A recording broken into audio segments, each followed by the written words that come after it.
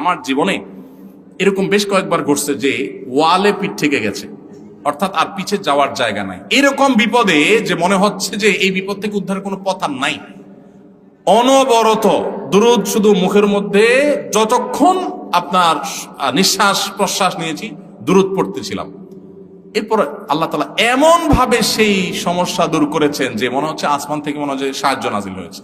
আলহামদুলিল্লাহ, এরকম একাধিকবার জীবনে দেখেছি। দুঃখ কষ্ট অভাব ও দুশ্চিন্তা থেকে মুক্তির জন্য দোয়া বলে দেন। দুঃখ কষ্ট অভাব এবং দুশ্চিন্তা থেকে মুক্তির জন্য 3টা দোয়ার কথা বলি। এমনি তো আমল আছে বহুত, অন্যান্য করণীয় করবেন, পাশাপাশি 3টা দোয়া। নাম্বার 1, বেশি বেশি দুরূদ পাঠ করবেন। যেই কোনো বিপদ আপদ থেকে মুক্তির জন্য মহৌষধের কাজ করবে দুরূদ পাঠ করা। বড় কোনো বিপদে পড়ছেন, দুরূদ পড়া শুরু করে দেন। আল্লাহুম্মা সাল্লি আলা মুহাম্মাদ ওয়া আলা আলি মুহাম্মাদ কামা সাল্লাইতা আলা ইব্রাহিম ওয়া আলা আলি ইব্রাহিম ইন্নাকা হামিদুম মাজিদ। আল্লাহুম্মা বারিক আলা মুহাম্মাদ ওয়া আলা আলি মুহাম্মাদ কামা বারাকতা আলা ইব্রাহিম ওয়া আলা আলি ইব্রাহিম ইন্নাকা হামিদুম মাজিদ। বেশি দুরূদ পাঠ করেন। দুরূদ পাঠ করে আমার জীবনে এরকম বেশ কয়েকবার ঘটছে যে ওয়ালে পিঠ থেকে গেছে, অর্থাৎ আর পিছে যাওয়ার জায়গা নাই। এরকম বিপদে যে মনে হচ্ছে যে এই বিপদ থেকে উদ্ধারের কোনো পথ আর নাই, অনবরত দুরূদ শুধু মুখের মধ্যে, যতক্ষণ আপনার নিঃশ্বাস প্রশ্বাস নিয়েছি দুরূদ পড়তেছিলাম। এরপর আল্লাহ তাআলা এমন ভাবে সেই সমস্যা দূর করেছেন যে মনে হচ্ছে আসমান থেকে মনে হচ্ছে সাহায্য নাজিল হয়েছে। আলহামদুলিল্লাহ, এরকম একাধিকবার জীবনে দেখেছি। নবী সাল্লাল্লাহু আলাইহি ওয়াসাল্লাম পরিষ্কার ভাবে, খুব বলিষ্ঠভাবে আমাদেরকে বলে গেছেন দুরূদ শরীফ এটা মানুষের পেরেশানি দূরের মাধ্যম। একইভাবে দ্বিতীয় আমল হলো ইস্তিগফার, আস্তাগফিরুল্লাহ ওয়া আতুবু ইলাইহি। কোনো বিপদ হয়েছে, আস্তাগফিরুল্লাহ ওয়া আতুবু ইলাইহি, আস্তাগফিরুল্লাহ ওয়া আতুবু ইলাইহি। বেশি দুরূদ পাঠ করেন, এই ইস্তিগফার পাঠ করেন। এটাও মানুষের মান লাজিমাল ইস্তিগফার, যে ব্যক্তি ইস্তিগফারকে সবসময় একারে আঁকড়ে ধরে সারাক্ষণ পড়তে থাকে, সে ব্যক্তি যে কোনো বিপদ থেকে উদ্ধারের রাস্তা আল্লাহ তাআলা বের করে দেন, আবিষ্কার করে দেন, সারপ্রাইজ তাকে করে দেন, সারপ্রাইজ করে দেন। 3 নম্বর হলো দোয়া ইউনুস, লা ইলাহা ইল্লা আনতা সুবহানাকা ইন্নী কুনতু মিনাজ জালিমিন। ইউনুস আলাইহিস সালামের বিপদ উদ্ধার করেছেন আল্লাহ তাআলা। কোরআনে আল্লাহ বলেছেন ওয়া কাযালিকা নুনজিল মুমিনিন। ইউনুসকে যেভাবে রক্ষা করেছি ঈমানদারদেরকে এই দোয়া পড়লে কিভাবে রক্ষা করব। অতএব দুরূদ, ইস্তিগফার, দোয়া ইউনুস, এই 3টা আমল খুব বেশি করবেন, ইনশাআল্লাহ যে কোনো পেরেশানি থেকে মুক্তি লাভ করবেন। আবার পেরেশানি থেকে মুক্তি লাভের আলাদা দোয়াও আছে। আল্লাহুম্মা ইন্নী আউযু বিকা মিনাল হাম্মি ওয়াল হাযান। আল্লাহ টেনশন পেরেশানি থেকে মুক্তি চাই, দোয়া পানা চাই। ওয়া আউযু বিকা মিনাল আজজি ওয়াল কাসাল। আল্লাহ অক্ষমতা থেকে, অলসতা থেকে আপনার কাছে পানা চাই। এই দোয়া বিশেষ করে পড়বেন এবং সেই সাথে গুনাহ থেকে মুক্ত থাকবেন। দান সাদাকা করলে বিপদ দূর হয়। যদ্দূর পারেন দুধ দান করেন, বিপদ আপদে পড়লে ইনশাআল্লাহ আল্লাহ তাআলা উদ্ধার করবেন। আল্লাহ আমাদের সবাইকে সুখী, সমৃদ্ধ এবং ঈমান আমলের সাথে আমাদের পুরো জীবনকে কাটাবার তৌফিক দান করুন। পীরের মুরিদ না হলে নাকি পরিচয়হীন ছাড়া থাকে এবং তার পীর মুরব্বী শয়তান হয়। আমাদের দেশে অনেকে মনে করে যার কোনো পীর নাই তার পীর শয়তান। এটা কোনো সঠিক কথা না ভাই, এটা আমাদের নিজেদের মন গড়া কথাবার্তা। একজন মানুষ কোরআন হাদিসের উপরে চলার জন্য আলেমদের সান্নিধ্য, গাইডলাইন দরকার আছে, নেককার মানুষদের সোহবত দরকার আছে। কিন্তু এর মানে এই না যে একজন মানুষ পীর না হলে সে হারাম করেছে বা সে তার মুসলমানই হলো না, তার পীর শয়তান। এগুলো একেবারে বানোয়াট কথা। বরং অনেকে পীর মুরিদি করে জাহান্নামে যায়। অনেকের পীর মুরিদিটাই বরং জাহান্নামে যাওয়ার কারণ যে আপনার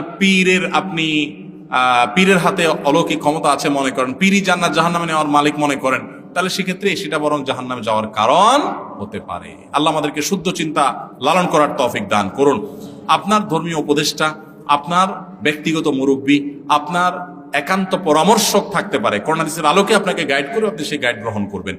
কিন্তু সেই জায়গায় যদি আপনি তাকেই সর্বা বানিয়ে নেন, আল্লাহ নির্দেশের উপরে প্রাধান্য দিয়ে দেন এবং অন্ধভাবে অনুসরণ করেন, মনে রাখেন অন্ধ অনুসরণ আল্লাহ এবং তার রাসূল ছাড়া আর পৃথিবীতে কোনো মানুষের করার সুযোগ, যত বড় হুজুর হোক, যাই বলবো সব মানবো না। যতক্ষণ কোরআন হাদিসের আলোকে বলবো, আমার বুঝে আসলেও মানবো, না হলেও মানবো, আর না হলে মানা যাবে না। আল্লাহ আমাদের সবাইকে আমার তৌফিক দান করুন।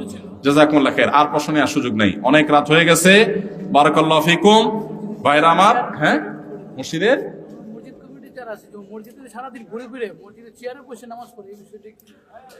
এতক্ষণ লিখে দেন নাই কেন আপনি প্রশ্ন? মসজিদে অনেকে আছে যে সারাদিন রাস্তাঘাটে ঘুরে ফিরে, চা দোকানে আড্ডা মারে, সব কাজ করে, মসজিদে আসলে চেয়ার টান দিয়ে বসে নামাজ পড়ে। আসেনি? আমাদের মসজিদগুলোর দিকে তাকাইলে এখন সন্দেহ হয় এটা কি আকিস প্লাস্টিকের দোকান না মসজিদ। এই পরিমাণ প্লাস্টিকের চেয়ার থাকে, তাই না? একটু বসেন, শেষ হয়ে গেছে তো ভাই, আর কয়েক সেকেন্ডে তো শেষ হয়ে যাবে না, একটু বসেন। তো যে ব্যক্তি রুকু সিজদা করতে পারে না, কোমর ভাঙতে পারে না, তার অসুবিধা হয়, শরীরে কষ্ট হয়, সত্যিই তার অসুবিধা হয়, সে পারেই না, তার জন্য তো জায়েজ আছে। কিন্তু যার এই লেভেলের সমস্যা হয় না, তার কিন্তু এরকম চেয়ারে বসে নামাজ পড়লে নামাজ হবে না। এই জন্য আপনি দেখতে হবে যে আদৌ আপনি চেয়ারে বসে নামাজ না পড়লে অসুবিধা হয় কিনা। রুকু সিজদা করতে একটু কষ্ট হয়, তো একটু কষ্ট হলে চেয়ারে বসে নামাজ পড়া যাবে না, কষ্ট করতে হবে। হ্যাঁ, যদি কষ্ট হলে আপনার স্থায়ীভাবে ক্ষতি হয়, অসহনীয় কষ্ট হয়, ডাক চিৎকার শুরু হয়, তাহলে আপনি বসে নামাজ পড়তে পারেন। অনেকে আছে হাঁটতে পারেন কিন্তু ওই কোমর ভাঙতে পারেন না, তো এরকম হলে না আপনি চেয়ারে বসে নামাজ পড়তে পারেন, কিন্তু সেটা হলো একেবারে শেষ মুহূর্তে। লাশ দাফনের পর কবরের পাশে পূর্বমুখী হয়ে দাঁড়িয়ে আজান দেওয়া জায়েজ আছে কিনা, কোরআন হাদিসের আলোকে জানতে চাই। লাশ দাফনের পর পূর্বমুখী হয়ে বা পশ্চিমমুখী হয়ে কোন মুখী হয়ে আজান দেওয়ার কোন সিস্টেম শরীয়তে নাই।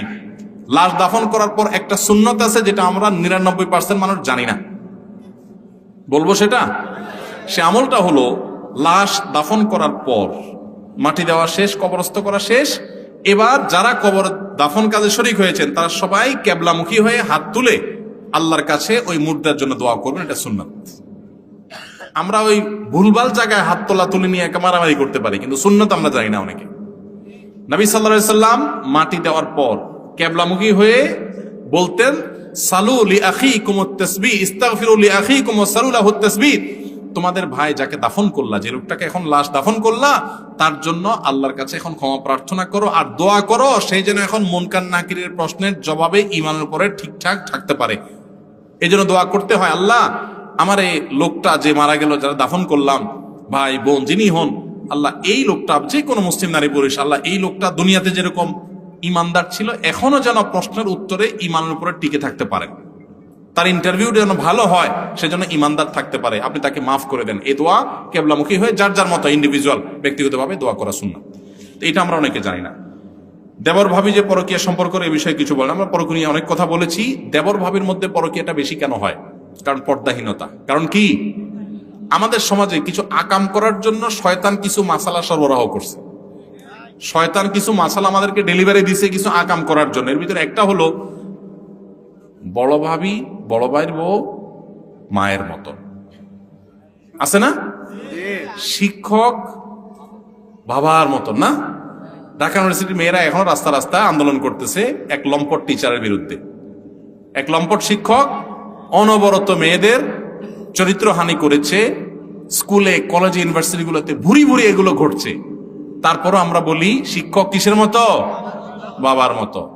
আর যারা শিক্ষকও না, দেবর ভাবিও না, এমনি ছেলে মেয়ে, তো বলে যে মনটাকে উদার করা উচিত। এখন স্কুলের বই পুস্তকও পোলাপান্ডে শেখানো হচ্ছে যে কাউকে স্পর্শ করতে কোনো রকম হেজিটেশন থাকা উচিত না।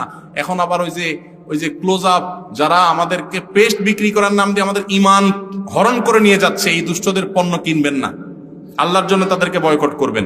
দেশি জিনিস কিনবেন, কখনো ইহুদিদের জিনিস কিনবেন না। এদের জিনিস টাকা দিয়ে কিনবেন, বোমা হয়ে ওই ফিলিস্তিনি মুসলমানদের বাচ্চাদের মাথার উপরে পড়বে। অতএব এদের জিনিস টাকা দিয়ে কখনো কিনবেন না, সজ্ঞানে বিপদে না পড়লে খবরদার। দেশীয় আইটেম কিনবেন, দাম বেশি দিয়ে হোক, কোয়ালিটি কম হোক, আমার দেশেরটা আমি কিনবো ইনশাআল্লাহ, ঠিক আছে না? তো এই দুষ্টরা বলে কি, দ্বিধা দূর করে কাছে আসার গল্প শোনাও। আপনারাও দ্বিধা দূর করে জাটা দিয়ে পিটাবেন, বুঝেন নাই? ওরা বলে দ্বিধা